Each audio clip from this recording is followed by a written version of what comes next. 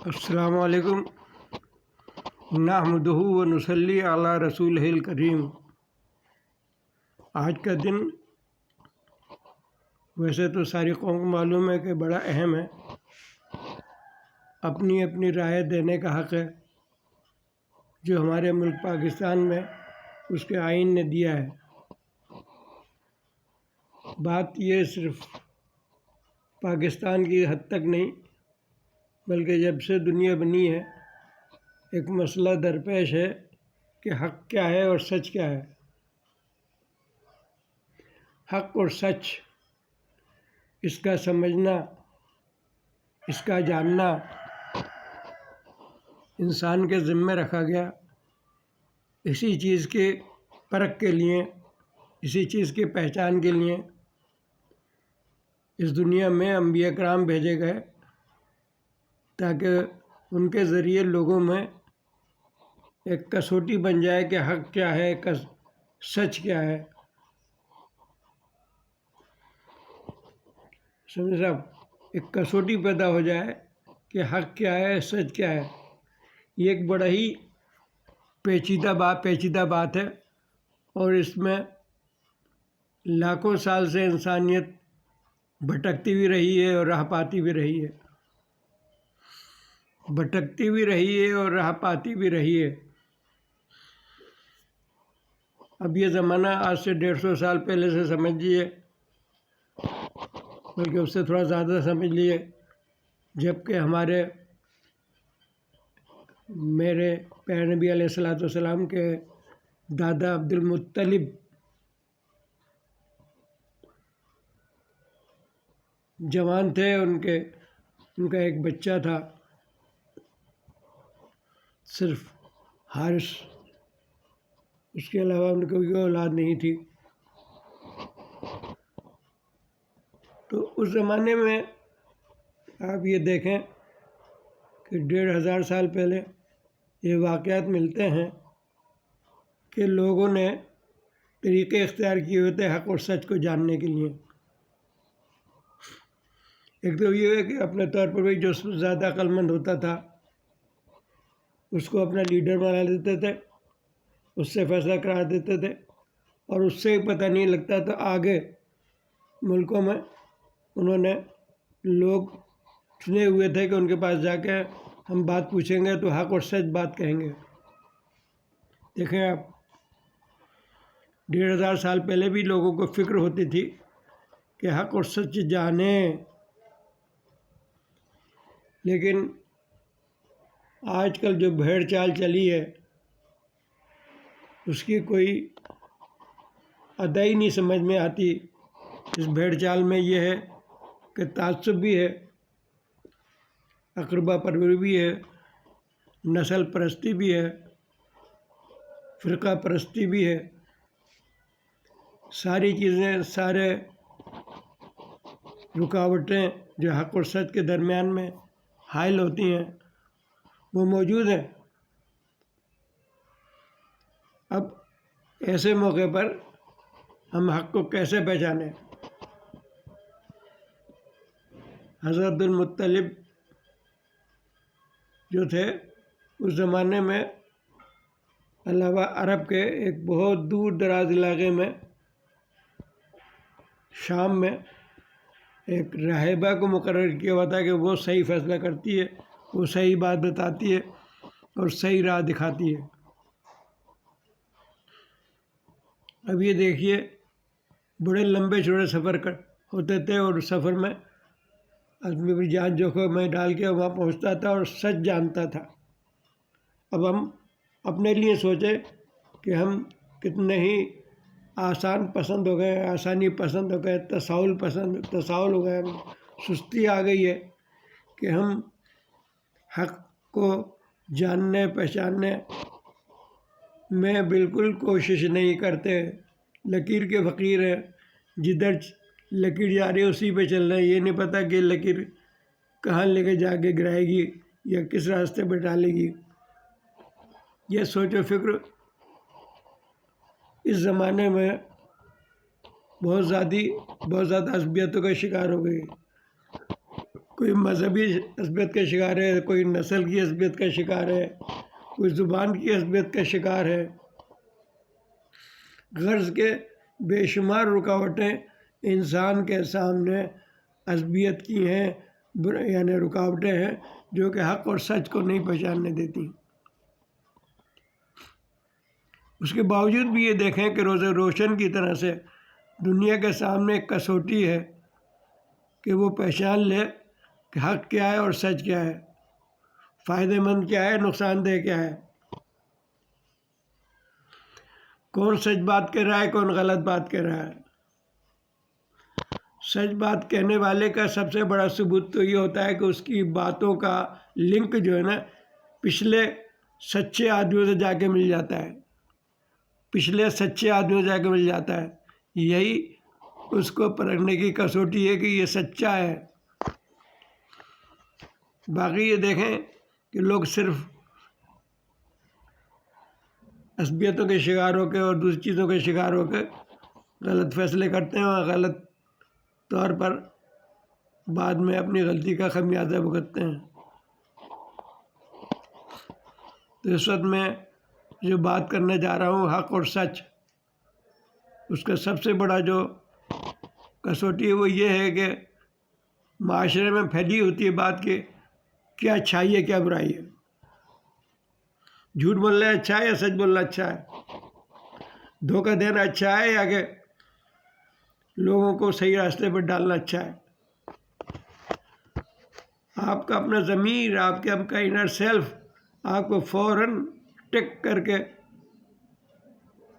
آپ کو ایک لمس دیتا ہے کہ یہ بات جو آپ کر رہے ہیں غلط ہے، سچ ہے۔ ایک آدمی جو جھوٹ بول رہا ہوتا ہے نا، اسی وقت اس کا اندر کا احساس وجود اس کو احساس دلاتا ہے کہ وہ جھوٹ بول رہا ہے۔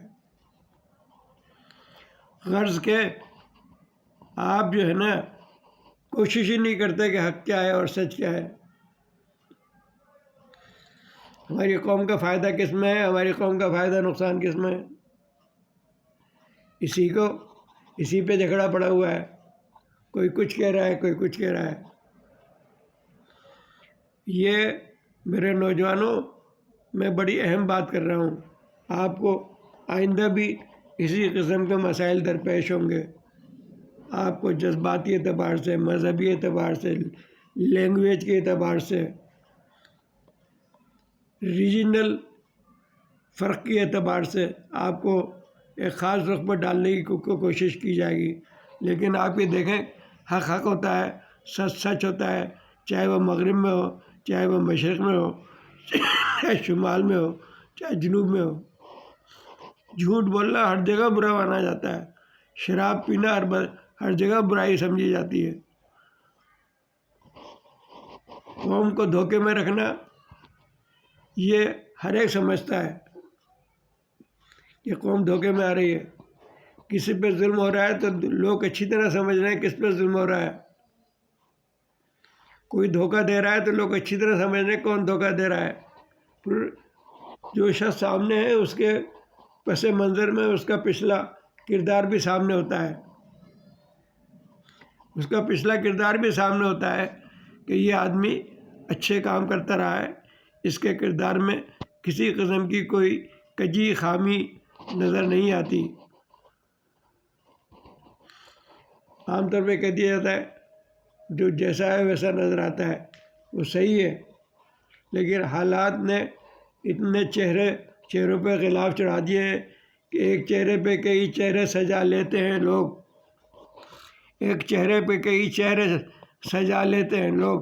بات سادہ سی ہے مگر بڑی مزیدار ہے کہ آدمی نے اتنی تصنع و بناوٹ اپنے وجود، اپنی اصلیت کو چھپانے کے لیے اپنے چہرے اپنے آپ کو ایسا ظاہر کرتا ہے جیسے کہ وہ اپنی اصلیت سے بالکل الگ نظر بتانے کی کوشش کرتا ہے۔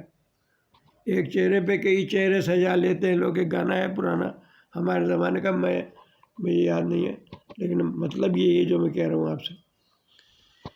حق و سچ جاننے کے لیے اس چہروں کے نقاب ہٹانا ضروری ہے۔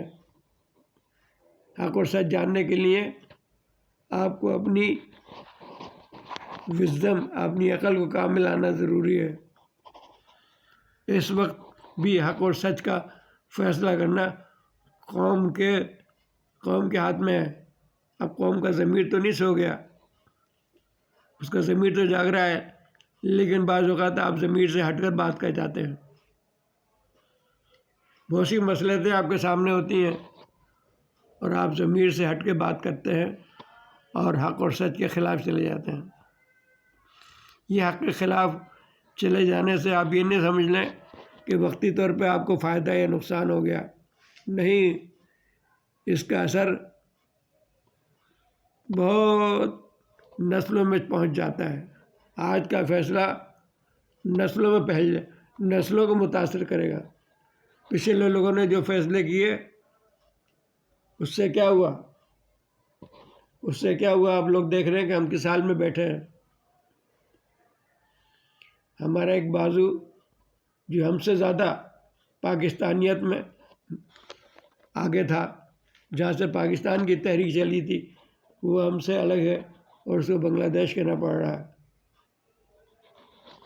یہ غلطیاں ہیں، ہم سے ہوتی رہتی ہیں، اور شاید ہمارے جو عوامل ہیں ہمارے چاروں طرف اور جس کے تحت کام ہو رہا ہے، ہم شاید پھر کوئی غلطی کر بیٹھیں۔ لیکن بات یہ کہوں گا میں آپ سے، ہر انسان میں حق اور سچ سمجھ لینے کا ایک لمس موجود ہے، ایک لٹمس پیپر اس کے پاس دل کے اندر موجود ہے، جو اس کو بتا دیتا ہے کہ آپ حق کام کر رہے ہو یا حق اور سچ کام کر رہے ہو یا غلط کام کر رہے ہو۔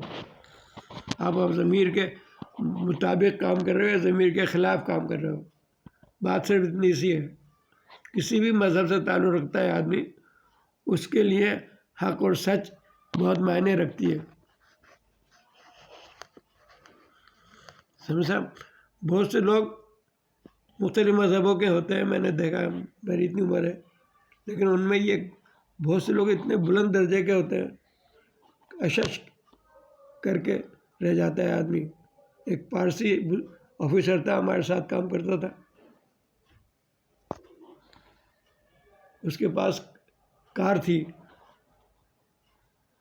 اب کار کسی وجہ سے اس کو بیچنا پڑ گئی، تو ہم لوگ کار الاؤنس ملتا تھا، اب تو کہاں ملتا ہے۔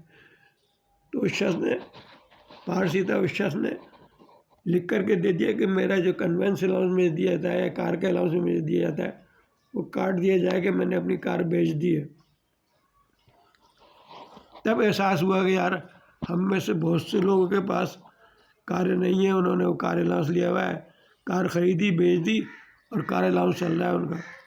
یہ ہے سوچ کی بات، حق اور سچ کو سمجھنے کی بات۔ دیکھو، اندر کی آنکھ جاگ رہی ہو تو ہر ایک پہ کام کرتی ہے، یہ اس کی محتاج نہیں ہے کہ مسلمان ہے تو اس کے پاس حق کی زبان ہے۔ نہیں، دیکھیں آپ، ایک پارسی آفیسر تھا، پارسی، اور زیادہ تر ہم ظاہر پاکستان میں رہتے ہیں، زیادہ تر ہمارے ساتھ جو مسلمان تھے، آفیسر تھے، مسلمان تھے۔ ان میں سے بیشتر نے اپنی گاڑی خریدی اور بیچ دی، لیکن انہوں نے اپنے کنوینس الاؤنس نہیں کٹوایا۔ دیکھیں، یہ ہے حق اور سچ کو پہچاننے کا طریقہ۔ تو ہمارے معاشرے میں بھی، چاہے وہ سیاستدان ہو، چاہے کچھ کوئی اور ہو، اس نے اپنے عمل سے ہم پر بتا دیا کہ ہم کیسے ہیں، ہم کیسے لگتے ہیں، ہم نے کتنی خدمت کی ہے، ہمارے لیے پاکستان عزیز ہے یا ہمارے لیے پیسہ عزیز ہے، ہمارے لیے پاکستان کا مفاد عزیز ہے یا ہمارے بیرون ملک اثاثے عزیز ہیں۔ ہمیں اپنے ملک کا فائدہ منظور ہے یا ہمیں دوسرے کے اشارے پہ اپنے ملک میں تباہی پھیرنا منظور ہے۔ یہ ہے حق اور سچ۔ اس کی پہچان ہر شخص میں ہوتی ہے۔ اس وقت فیصلہ ہے حق اور سچ کا۔ میرے نزدیک اپنے ضمیر کے مطابق ہر آدمی فیصلہ کرے کہ بھئی حق کیا ہے اور سچ کیا ہے۔ بس آج کی بات حق اور سچ کے متعلق میں نے آپ سے اس لیے کر دی کہ یہ ہر مذہب میں، ہر انسان میں اس کی پہچان موجود ہے کہ حق کیا ہے اور سچ کیا ہے۔ تو بہرحال اس کی بنیاد پہ ہمیں اپنے کام کرنا چاہیے، اپنے فیصلے کرنا چاہیے۔ یہ چھوٹا سا ویلاگ اسی لیے ہے، آج کل قوم کی جو حالت ہے بڑی دیگر گو ہے۔ جیسے نے بتایا نا میں نے، ایک پارسی آفیسر تھا، باقی سب مسلمان آفیسر تھے، لیکن دیکھیں اس کے مذہب میں بھی وہ چیز برائی تھی اور ہمارے مذہب میں وہ چیز، لیکن ہم نے اس کو برا نہ سمجھتے ہوئے ہم نے کنونشن ان کو نہیں کٹوایا اور اس شخص نے کٹوا دیا۔ بس یہ ہے حق اور سچ کی پہچان پر عمل۔ حق اور سچ کی پہچان پہ عمل کرنا ہی سب سے بڑی جوانمردی ہے۔ جیسے غصے پہ قابو پانا ایک بہت بڑی بہادری ہے، اسی طرح وقت پڑے تو آپ نے سچ کا ساتھ دینا ہے، چاہے گردن کٹ جائے، سچ کا ساتھ دینا ہے، خوف سے نکلنا ہے۔ اور خوف جبھی آپ سے نکلے گا جب آپ اللہ پہ یقین رکھیں گے، کیونکہ سارے کام بنانے والا وہی ہے اور سارے کام بگاڑنے والا بھی وہی ہے۔ آپ کے اچھے اعمال کا بدلہ وہی دے گا۔ حق اور سچ، اس پہ قائم رہنا اور اس کے لیے صحیح فیصلہ کرنا ہر بالغ عاقل مرد عورت کا کام ہے۔ یہ نہیں میرا باپ یہ کام کر رہا ہے تو مجھے بھی یہ کام کرنا چاہیے، نہیں، یہ دیکھ لیں کہ حق کس طرف ہے، حق کس طرف ہے، اور پھر آپ آنکھ بند کر کے حق پر فیصلہ کر لیں بغیر کسی کو بتائے ہوئے۔ یہ ہے اصل میری درخواست کہ یہ آج کا دن حق اور سچ کے معاملے میں تفریق کرنے کا دن ہے۔ کون حق کے فیور میں جاتا ہے، کون حق کے لیے اپنی رائے دیتا ہے، اور کون ایسے ہی روا روی میں عصبیت کی شکار میں مذہبی کہ جی ہم تو فلاں جماعت سے تعلق ہے اس لیے غرض کے مختلف قسم کے رکاوٹیں ہم نے خود اپنے بیچ میں ڈال رکھی ہیں۔ حق اور سچ کو پہچاننے کے لیے ہمارے پاس کوئی بظاہر کسوٹی نظر نہیں آتی۔ میں نے اسی لیے بات کری ہے کہ آپ لوگوں کو حق کا فیصلہ کرنا ہے، حق کا فیصلہ کرنا ہے کہ حق جہاں ہے وہاں اپنے رائے دینی ہے اپنی، بس یہی میری بات ہے۔ اسی بات کو میں نے کہنا چاہتا ہوں کہ حق وہ ہے جو کہ انسانیت کو بلندی پہ لے جاتا ہے، اور ناحق وہ چیز ہے جو انسانیت کو گڑھے میں ڈال دیتی ہے۔